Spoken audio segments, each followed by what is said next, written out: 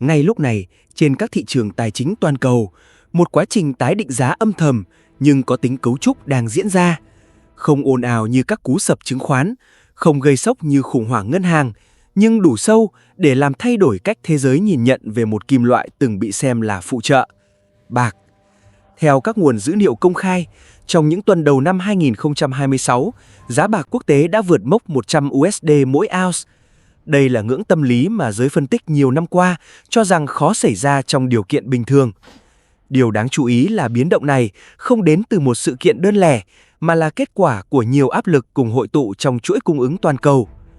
Trong khi dư luận quốc tế tập trung vào các tuyên bố chính sách cứng rắn, căng thẳng thương mại và những bất ổn địa chính trị mới nổi, thì ở phía sau, thị trường bạc vật chất đang cho thấy những dấu hiệu căng thẳng rõ rệt. Một số kho dự trữ lớn được ghi nhận suy giảm nhanh, hoạt động giao nhận chậm lại và chi phí bảo hiểm hàng hóa tăng lên. Giới quan sát cho rằng đây có thể là tín hiệu sớm của một sự đứt gãy mang tính hệ thống. Tại châu Á, nhu cầu nắm giữ tài sản hữu hình có xu hướng gia tăng. Ở Việt Nam, trong bối cảnh khung pháp lý quản lý thị trường vàng đang được hoàn thiện, bạc bắt đầu được nhắc đến nhiều hơn như một kênh thay thế tiềm năng. Tuy nhiên, các chuyên gia cũng nhấn mạnh rằng diễn biến này mới ở giai đoạn đầu và chưa có xác nhận độc lập về tác động dài hạn. Vậy điều gì đang thực sự xảy ra phía sau đợt tăng giá này?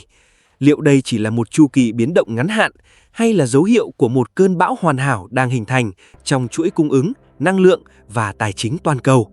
Chào mừng quý vị đến với Hồ sơ tin tức News. Đây là kênh phân tích chuyên sâu các vấn đề thời sự, quân sự, tài chính, đầu tư và địa chính trị. Phần 1.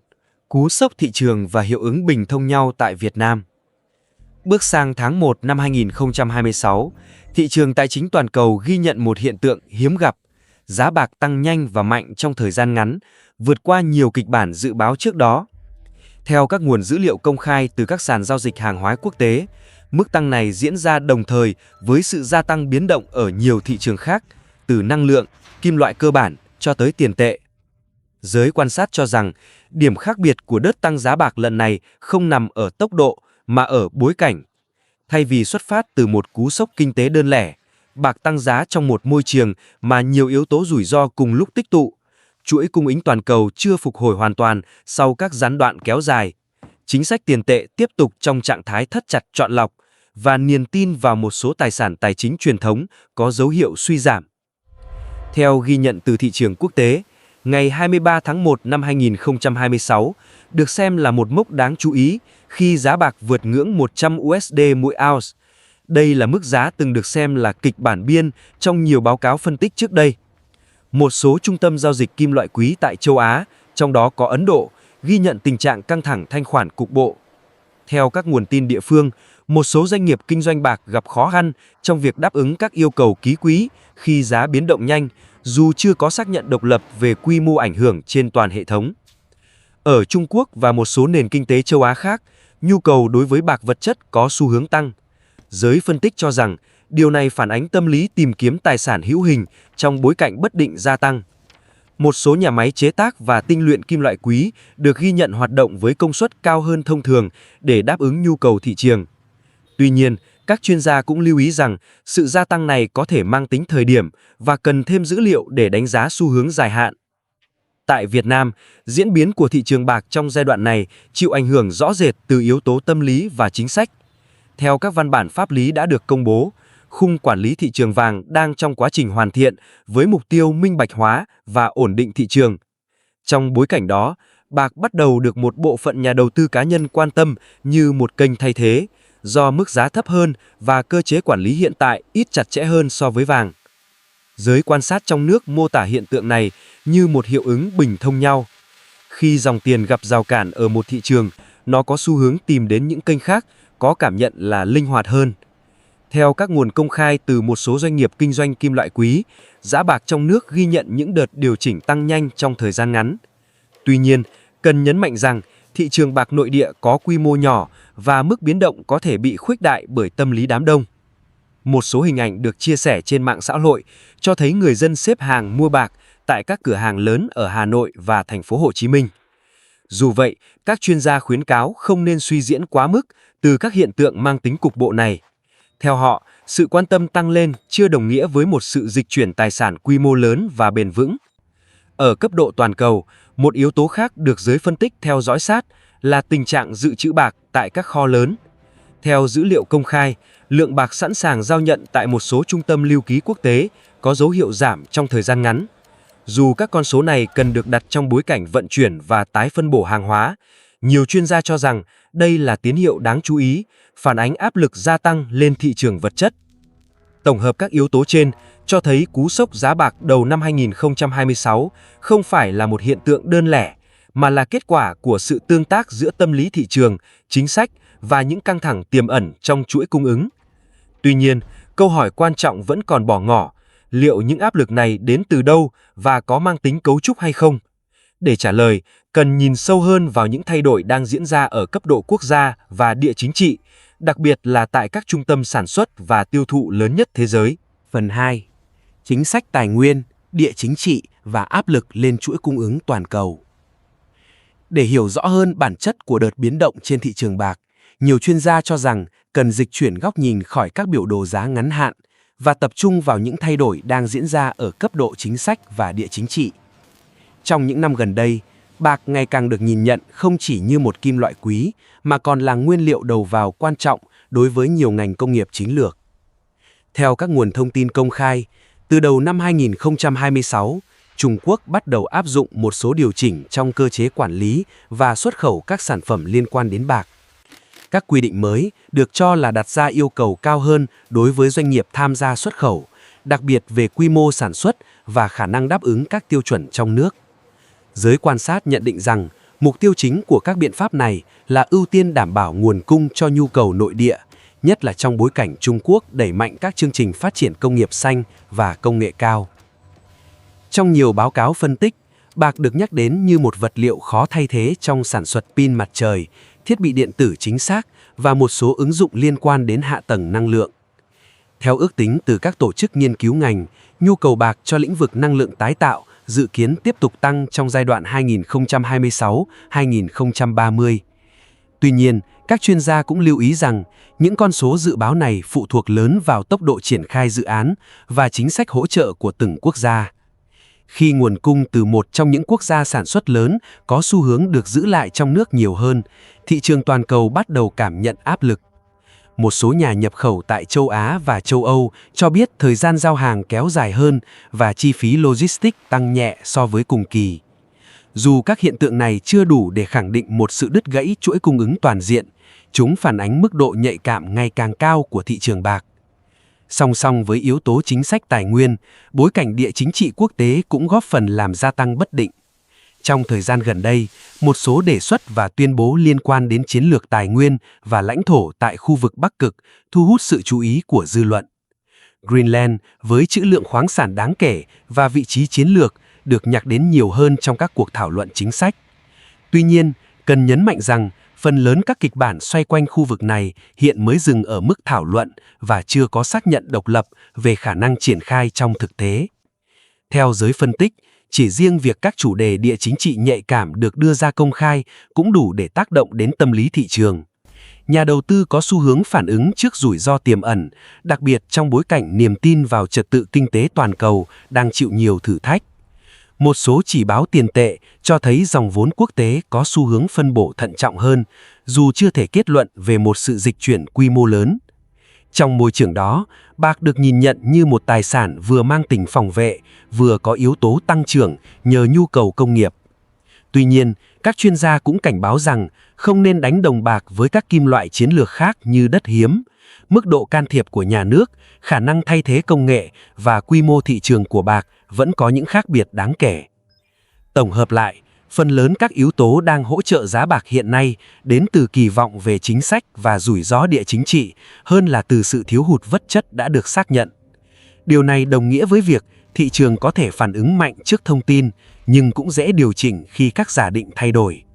Để đánh giá liệu những áp lực này có chuyển hóa thành một cuộc khủng hoảng thực sự trên thị trường bạc hay không, cần tiếp tục xem xét dữ liệu cụ thể từ các trung tâm giao dịch và lưu ký lớn trong thời gian tới. Phần 3. Thị trường giấy, bạc vật chất và những rủi ro tiềm ẩn năm 2026.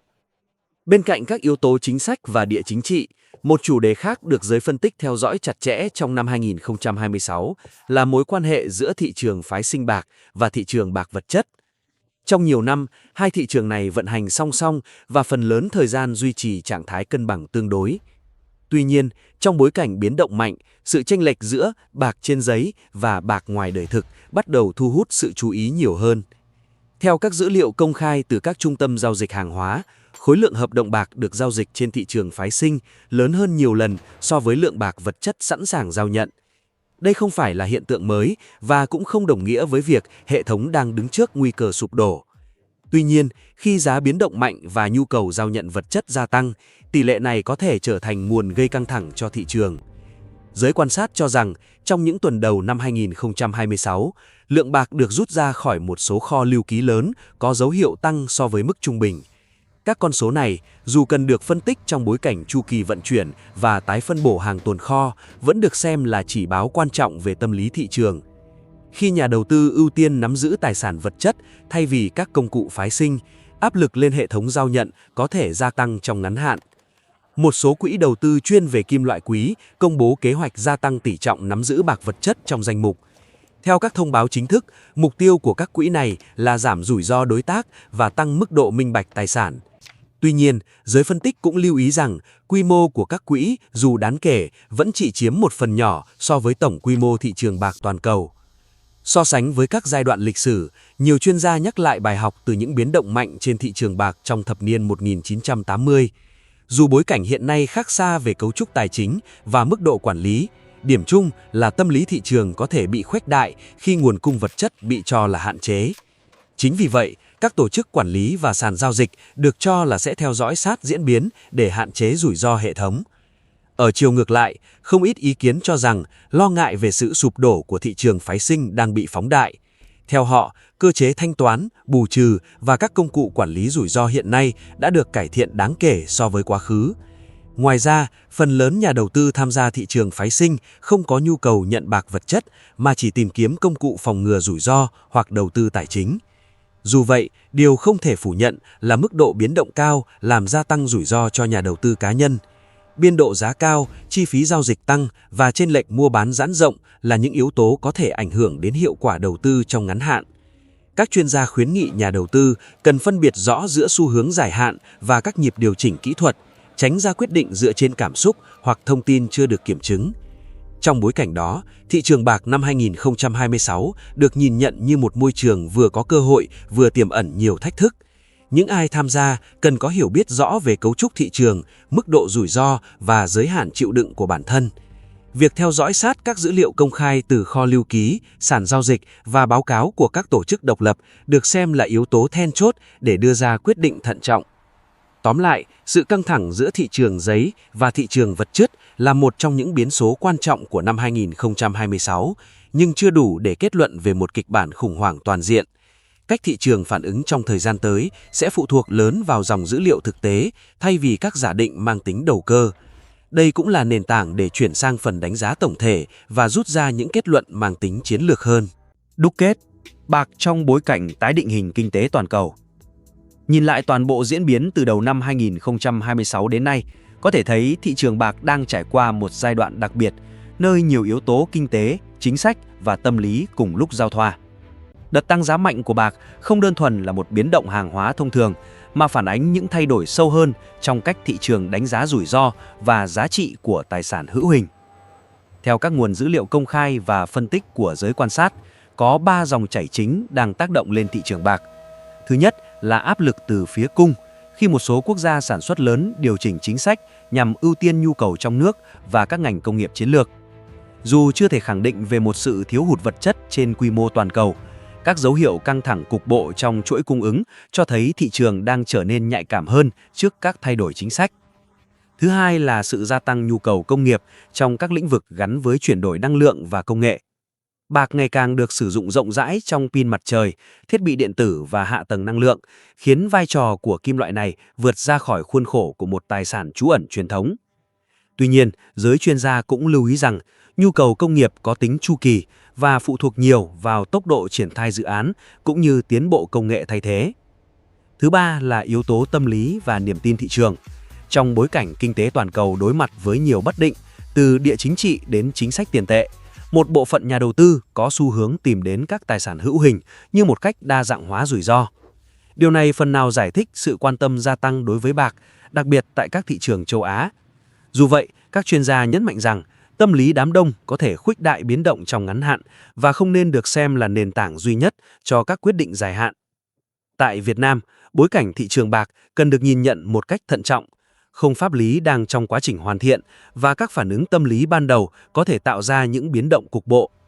Theo khuyến nghị của giới chuyên môn, nhà đầu tư nên tập trung vào việc hiểu rõ bản chất sản phẩm, chi phí giao dịch và mức độ thanh khoản thay vì chạy theo các diễn biến giá ngắn hạn. Tổng hợp lại, bạc năm 2026 đang đứng ở giao điểm của nhiều xu hướng lớn, nhưng điều đó không đồng nghĩa với một kịch bản tăng giá một chiều hoặc không có rủi ro. Những diễn biến tiếp theo sẽ phụ thuộc vào dữ liệu thực tế từ chuỗi cung ứng, chính sách của các quốc gia chủ chốt và phản ứng của thị trường tài chính toàn cầu. Trong môi trường nhiều biến số như hiện nay, cách tiếp cận tỉnh táo dựa trên thông tin đã được kiểm chứng được xem là yếu tố quan trọng nhất để hạn chế rủi ro và đưa ra các quyết định phù hợp. Xin cảm ơn quý vị đã đồng hành cùng Hồ sơ tin tức News trong bản tin đặc biệt này. Xin chào và hẹn gặp lại trong những phân tích rực lửa tiếp theo. Lưu ý, video này được thực hiện dựa trên các nguồn tin tức công khai và dữ liệu chính sách từ các nền tảng trong và ngoài nước. Nội dung mang tính chất phân tích, giáo dục và cung cấp góc nhìn trung lập, không nhằm mục đích công kích, bôi nhọ bất kỳ cá nhân, tổ chức hay chính phủ nào. Chúng tôi không chịu trách nhiệm cho các hành vi của bên thứ ba dựa trên thông tin trong video này.